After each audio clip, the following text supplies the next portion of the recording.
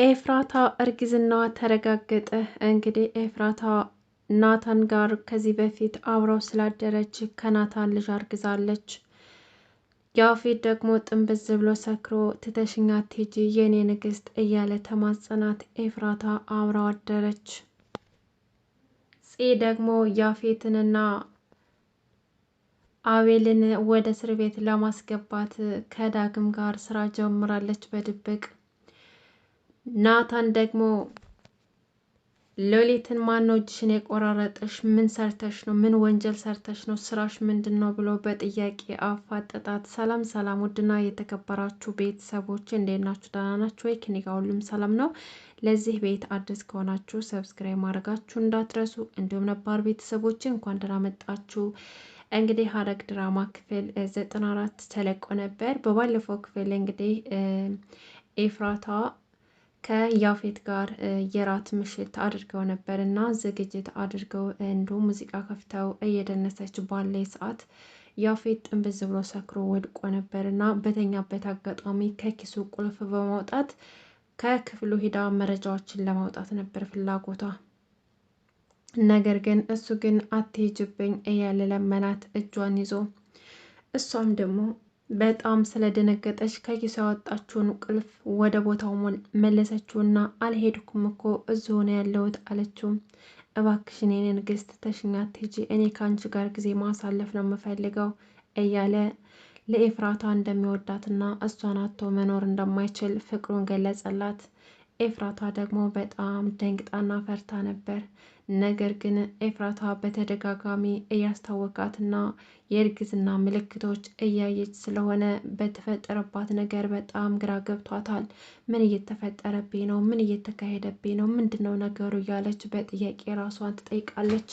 ነገር ግን በተደጋጋሚ ሲያስታውካት ወደ ሆስፒታል ሄዳ ምርመራ አድርጋ ነበር እና እሱም ደግሞ ውጤቱ እስካሁን ድረስ እጁ አልገባም። ነገር ግን እያንዳንዱ የሚያሳዩት የእርግዝና ምልክቶች ነበር። ነገር ግን አሁን ዋናው ጥያቄ ኤፍራታ ያረገዘችው ልጅ የማን ነው? የናታን ነው ወይስ ደግሞ የያፌት የሚለው ነገር አወዛጋቢ ነው። ምክንያቱም ኤፍራታ ከናታን ጋር የመጨረሻ ጊዜያቸውን ለመጀመሪያ ቀን ከናታን ጋር የፍቅር አዳር አብረው አድረዋል። ሌላው ደግሞ ከያፌት ጋር ሚስት እንደመሆኗ ልክ እንደ ሚስት ከሚስት የሚጠበቀውን ነገር ከእያንዳንዱ ቀናት ከያፌት ጋር አድራለች ማለት ነው። እንግዲህ የተፈጠረው ልጅ የማን ነው የሚለው ጥያቄ ለእሷ ራሱ ጥያቄ ሆኖባታል። የናታን ወይስ ደግሞ የያፌት? ያፌትስ ደግሞ ኤፍራታ እርጉዝ መሆኗንና ሆዷ ውስጥ ጽንስ እንዳለ ሲሰማ ምን ይሰማዋል? ደስታ ወይስ ደግሞ ጥያቄ? ምክንያቱም አሁን ላይ ያፌት በጣም ኤፍራታን እየጠረጠራት ስለሆነ ነው ወደ ስራ ራሱ እንድትመለስ አዲስ ስራ እንድትጀምርና እሱ የሚሰራበት ቦታ እንድትሰራ የፈቀደላት ስለጠረጠራት እንጂ እሷ ሄዳ እንድትሰራ ፈልጎ እንዳልሆነ ግልጽ ነው። ምክንያቱም ናታን አለቃ ሆኖ ሲያገኘው ከዚህ ከናታን ጀርባ ኤፍራታ አለችበት። ኤፍራታ እኔን ያገባች ይመስላ ቀርባኝ እያንዳንዱን መረጃ ለሱ እየነገረችው እና ከሱ ጀርባ ያለችው እሷ ናት ብሎ ስለጠረጠረና ኤፍራታን እጅ ከፍንጅ ለመያዝ ነው እሱ ስራ ገብታ እንድትሰራ የፈለገው እና ሲነግራትም ደግሞ ማመን አቅቷት ነበረ። ኤፍራታ አሁን ላይ በጣም ግራ ተጋብታለች። እሆዷ ውስጥ ያለው ልጅስ ደስታን ነው የሚሰጣት ወይስ ሀዘን የሚለውን ነገር ገና አልታወቀም። ምክንያቱም ከሁለት ወንዶች ጋር ስለተኛች ልጁ የማን እንደሆነ የሚታወቅ ነገር የለም። ፄ ደግሞ በቢንያም ምክንያት ብዙ ተጎድታለች። እንዲሁም ደግሞ አቤል በሚያስፈራራት ነገር ልቧ ተሰብሮ የምታደርገው ምንም መላ እንደሌላትና ጨለማ ነገር እየታያት እንደሆነ በጣም ግራ ስለገባት ከኤፍራታ ክፍል ሆና ስታለቅስና ተክዛ ነበረ።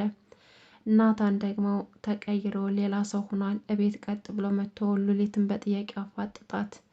ሉሊት ላናግርሽ ፈልጋለሁ፣ ከዚህ በፊት ላናግርሽ ብዬ ትንሽ ይሻልሽ ብዬ ነው ዝም ያልኩሽ። ቆይ አሁን ለእያንዳንዱ መጠይቅሽ ጥያቄ መልስ እንድትመልሽልኝ እፈልጋለሁ አለና እጅሽን ማነው እንደዚህ ያደረገሽ አላት። ሉሊትም ደግሞ ማንም ማንም እንደዛ አላደረገኝም። ትንሽ እኮ አሞኝ ነው። ደግሞ ሰው አይደለም ውሾች ናቸው እንደዚህ ያደረጉኝ አለችው። ሎሊት እንግዲህ ያው ናታን በጥያቄ ሲያፋጥጣት ከጥያቄው ለማምለጥ ብላ ቤዛ ቤዛ እያለች ቤዛን ጠርታታለች ማለት ነው። ልክ ቤዛ ምን ተፈጥሮ ነው ብላ ከላይ ሩጣ ስትወርድ እሷ ደግሞ ከናታን ጋር አምልጣ ሄደች ማለት ነው። ከሄደችም በኋላ ደረጃው ላይ ቆማ አቶ ናታን ራስህ እጅን እንደዚህ ካስቆራረጥከኝ በኋላ ደግሞ ማነው እንደዚህ ያደረገች ብለህ ስጠይቀኝ አታፍርም እያለች እየተመነቀረች ትታው ትሄዳለች። አሁን ሌሊት እስካሁን ድረስ ማን እጇ እንደዚህ እንዳደረጋት ራሱ ግልጽ አልሆንላትም። ምክንያቱም አለቃዋ ማን እንደሆነ ስለማታውቅ ምናልባችም ናታን ይሆናል ብላ ስለምትገምት ማለት ነው።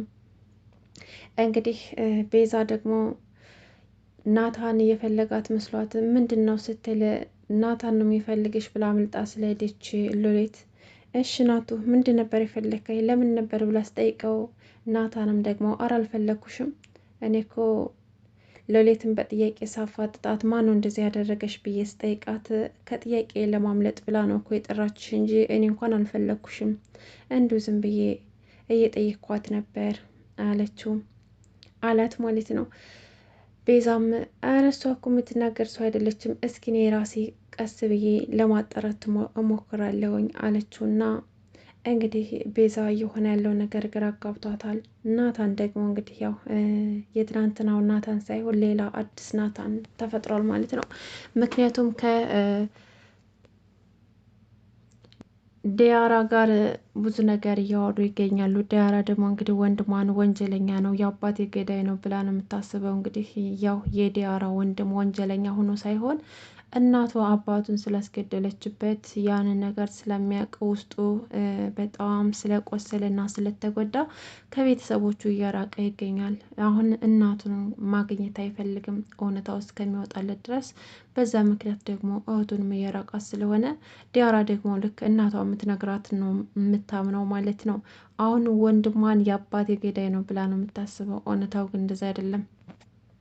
ኤፍራታ በጣም እያመማት ስለሆነ ዶክተሩ ጋር ደውላ ውጤት ያልደረሰ ማይ ስትለው ነበረ። ዶክተሩም ደግሞ ውጤቷ እንዳልደረሰና ትንሽ ቀን መጠበቅ እንዳለባት ነገ ወይም ተነገ ወዲያ እንደሚደርስ ነገራት። ከዛም በኋላ ምነው በሰላም ነው ሲላት ራሴን እያመመኝ ነበር በጣም ስትለው እንደዛማ ከሆነ ለራስ ምታትሽ ነይና ሆስፒታል ምርመራ አድርጌልሽ መድኃኒት አዝልሻለሁ ሲላት አይ እንደዛማ ከሆነ እዚሁ ሁኜ ያው ራሴን ያመመኝ እኔ እንዴት እንደሚያደርገኝ ነግርህና የሚያስፈልገኝ መድኃኒት ንገረኝ ሄጄ ከፋርማሲ ገዝቼ እጠቀማለሁ አለችው። እንደሱማ ሊሆን አይችልም እዚሁ ነይ ቶሎና መታየት አለብሽ ብሎ ነገራት። ኤፍራታ ደግሞ ሆስፒታል መሄድ አልፈለገችም። ምክንያቱም ወደዛ ስትሄድ ካያት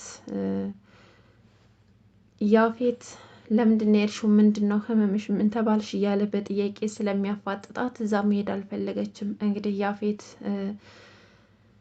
ኤፍራታ ላይ ምን እየተፈጠረ እንደሆነ እስካሁን ድረስ ያወቀው ነገር የለም። እርግዝናዋንም አልጠረጠረም። እሷ ግን ከላይ ከታች እያጣደፋት ይገኛል ማለት ነው። ፂና ዳግም እንግዲህ የሆነ ነገር ሊያደርጉ ወስነዋል። እሱም ደግሞ አቤልንና ያፌትን እስር ቤት ማስገባት ይፈልጋሉ። ይህን መጥፎ ስራቸውን አጋጠው የእጃቸውን ማግኘት ስላለባቸው ልክ እነሱ እንደሚሰሩት ስራ ጀምረው ከነሱ ጋር አብሮ የመስራት እቅድ መጥቶላቸው ከፂ ጋር ብቻቸውን ተሸፋፍነው ብቻቸውን ስለዚህ ጉዳይ አውርተው ጨርሰዋል። ሴት አምጥተው ያፌትንና አቤልን መቅረብ ፈልገው በእነሱ ላይ መረጃ ይዘው አቤል የያዘባቸውን ፋይል ለማስጠፋት እና እንዲሁም ደግሞ እጃቸውን እንዲያገኙ ጥንቃቄ በተሞላበት መንገድ መስራት አለብን ብለው ተነጋግረው ጨርሰዋል። ከዛ ስትመጣ ነበር ያው ፂ ለየት ያለ አለባበስ ስለለበሰች ሎሌት ስታያት አንቺ ደግሞ እንደዚህ ለብሰሽ የት ነው የቆየሽው ብላ ስትጠይቃት ምን አገባሽ አለቻት። እንዴት ነው የማይገባኝ? እዚህ ቤት ውስጥ እንደዚህ እየለበሽ እየወጣሽ ከጀርባሽ ምን እንዳለ አናቅም፣ ምን እየሰራሽ እንደሆነ እንኳን አናቅም። ስለዚህ ጦሱ ለኛ ነው። እንዴት ነው የማይገባኝ አለቻት። ማነው እዚህ ችግር ፈጣሪ? እኔ ነኝ ወይስ አንቺ? ማነው ችግር ፈጣሪው ብላ ሎሌትን ታንቃታለች። ሎሌት ደግሞ በጣም ስለምትፈራት ጽን ያደረገችባትን ነገር ስለምታውቅ በጣም ስለምትፈራት ቤዛ ቤዚቲ እባክሽ አድኝኝ እያለች ስትጮህ፣ ቤዛ ደግሞ ያው የእነሱ ጭቅጭቅና ጩኸት ስለሰለቻት እየሮጠች መታ ቆይ ምንድነው የተፈጠረው?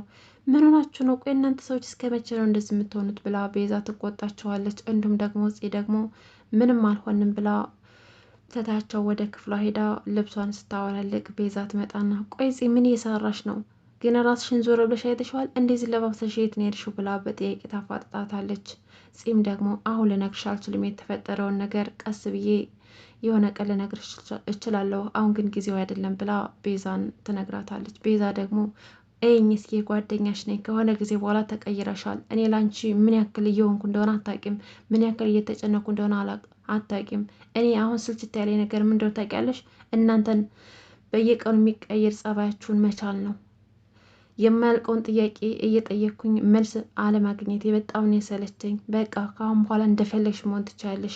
መቼ ነው የምትነግሪኝ? አልሳካልሽ ሲል እቅድሽ አልሳካልሽ ሲል እና የሆነ ችግር ውስጥ ስገቢ ነው የምትነግሪኝ ብላ ቤዛ ትቆጣታለች። ጺም ደግሞ አሁን መናገር አልፈለገችም። ሁሉም ነገር ሲሳካላት ነው መናገር የፈለገችው። ነገር ግን ያ ነገር ይሳካላታል? እውነት ጽና ዳግም ያፌትንና አቤልን መጋፈጥ ይችላሉ? ይሄ ከባድ ጥያቄ ነው።